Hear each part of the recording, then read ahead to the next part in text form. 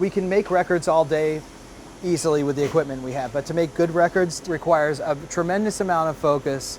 It's not just make up a batch, put it in the oven, set a timer. It's very hands-on and just demanding. Oh, you have to hold it all the way down. Go for it. Yep. And that's your record. That is wild. I'm Justin Crowther. I own and operate the Burlington Record Plant here. We're a custom vinyl pressing plant. These are records that have been pressed and are cooling and stacking. This is a very, very old style of assembly. We take the record, we throw it in the jacket. We stack them in stacks of 25.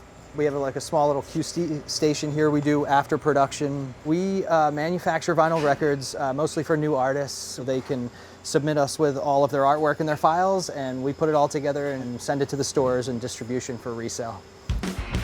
Vinyl records, once viewed as a relic of the past, have been making a comeback. In 2022, records made up 70% of all physical music sales, outselling CDs for the first time in 35 years. So, what's to be made of the resurgence? You hear it time and time again. People do like the tangible objects and they like the feel of vinyl. I feel like for the same reason that it sold in the beginning. You get the opportunity for high resolution artwork. The idea of the vinyl color matching the artwork I think is really special.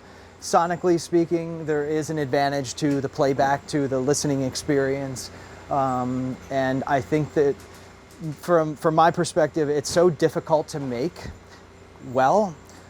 It makes it that much more special because you can't just make it overnight. It's not an instant gratification item. The popularity of vinyl is growing across the board. Sujay and Teresa Patel, owners of In the Moment Records in Londonderry, have experienced the renewed interest in vinyl records firsthand.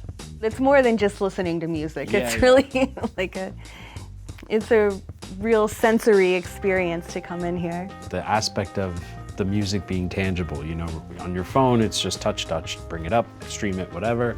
But here you physically go through, you dig through the pile, you hold it in your hand, you look at it, you pull it out, you look at the liner notes, you open up the insert. It's an experience. The record store plays a part in a community. It is a cultural center for those people that are into this. You know what I mean?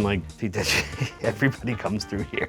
Every cross-section of your community demographic pops into the record shop, and I think that's the thing. The music is a common denominator for people. So whether you're into the classical or the folk or the rock and the pop or the thrash and the punk or whatever it may be, chance you'll find something that you like. This is the first machine that we built and put together. This was in the Warner Brothers plant from Europe, and it was probably decommissioned in the 60s, had it shipped here and kind of pieced it back together. So this is the B side.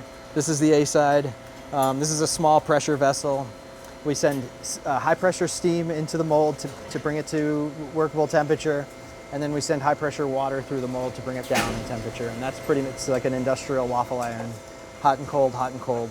And then we press at 140 tons of hydraulic pressure, so it gets squeezed really, really hard. And that's what fills the grooves. Everything has to be just about perfect. Any dust, any material that gets behind the stamper, anything can go wrong at any time.